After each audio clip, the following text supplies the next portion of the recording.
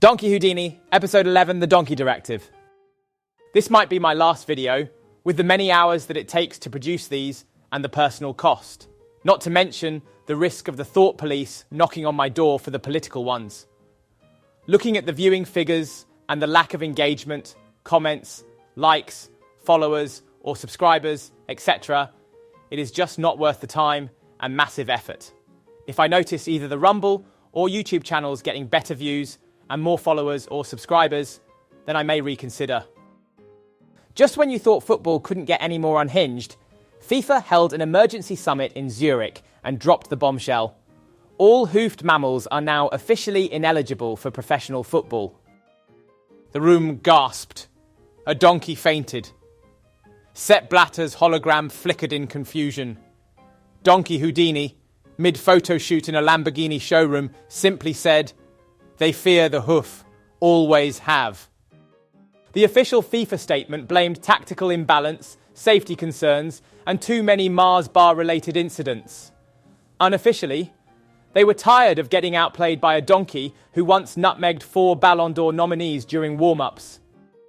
Liverpool fans rioted using inflatable hoof bats.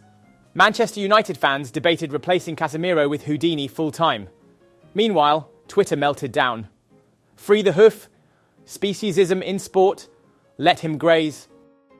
But one man wasn't having it. Tommy from Toxteth.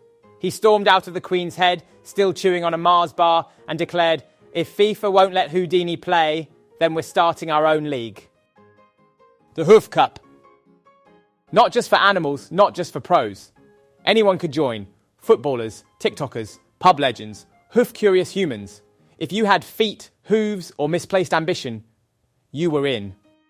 Trial day was bedlam. A TikToker tried a rainbow flick and fell into a paddling pool. A man from Swindon head-butted a traffic cone and called it flair. A goat chewed a bib and got a contract.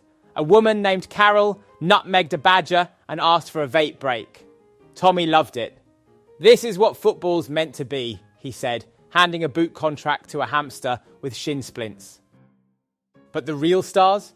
Wayne Rooney and Jack Grealish, now completely radicalised by the way of the hoof. Sweating, twitching, eyes wide. They'd seen things. Rooney yelled, "The hoof! It changes you. I used to want to manage Derby. Now I want to be the grass." Grealish tried to autograph a donkey's tail and screamed, "This is football now!" Meanwhile, back at the BBC, Gary Lineker was furious.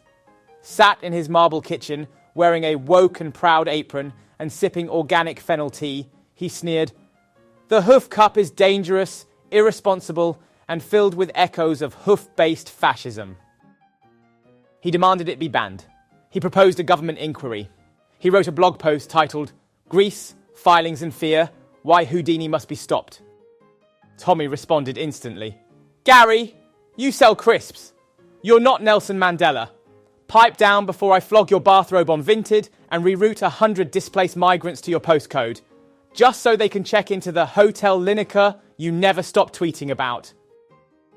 By nightfall, Lineker had been banned from the Queen's Head. Tommy added, "If he wants in, he can start in net. First shot comes from the llama." Back at FIFA, panic set in. Their website was hacked and replaced with a looping gif of Houdini doing keepy-uppies on a Mars bar while balancing on a back issue of the Liverpool Echo.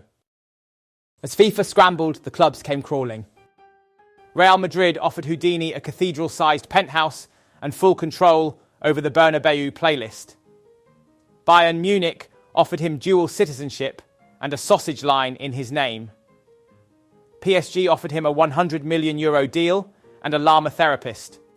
LA Galaxy flew Elon Musk back in, promising Houdini would be the first donkey on Mars. The Saudi Pro League reactivated Project Marilyn 5, a new line of cloned donkeys, each genetically trained to adore him. Even Manchester City made a covert offer, not for a contract, but to replace Erling Haaland in their next Hugo Boss campaign. Houdini refused, stating, "If the penthouse doesn't have a gold bidet and a Ferrari in the lounge, don't waste my time." He then posted an Instagram story of himself on a yacht, sipping carrot daiquiris with the caption, "No stables, just skylines. Rooney and Grealish, meanwhile, have gone rogue. They're on tour, visiting random Premier League clubs trying to spread the hoof gospel. They reportedly left 14 donkeys outside the Emirates and demanded Arteta unlock their potential. Back in Toxteth, Tommy struck a new deal with Netflix. A 10-part documentary, Donkey of Destiny, The Rise of the Hoof. Narrated by Danny Dyer.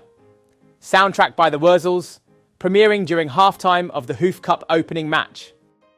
Then came the official Hoof Cup announcement ceremony. Flaming hay bales, a donkey choir, a hypnotised zebra playing Sweet Caroline on a harmonica, and a pigeon dressed as Sir Alex Ferguson delivering the keynote speech. The crowd wept. Just as the fireworks began, Gary Lineker released a statement. He claimed the hoof movement had gone too far and called for BBC Sports Night to replace the Hoof Cup with a peaceful punditry panel. It was ignored. He later tweeted from his guest house in the Alps. Still think animal-led football is problematic. The tweet received 2 likes and 14,000 donkey gifs in reply. As the curtain closed on a week of chaos, one thing was clear. The Hoof Cup was real. And Donkey Houdini wasn't just a footballer. He was a revolution, a messiah with shin pads, a hoof with heat. I thought I would go out on a Donkey Houdini video because I quite like this series. Like and follow or subscribe and take a look at our other content.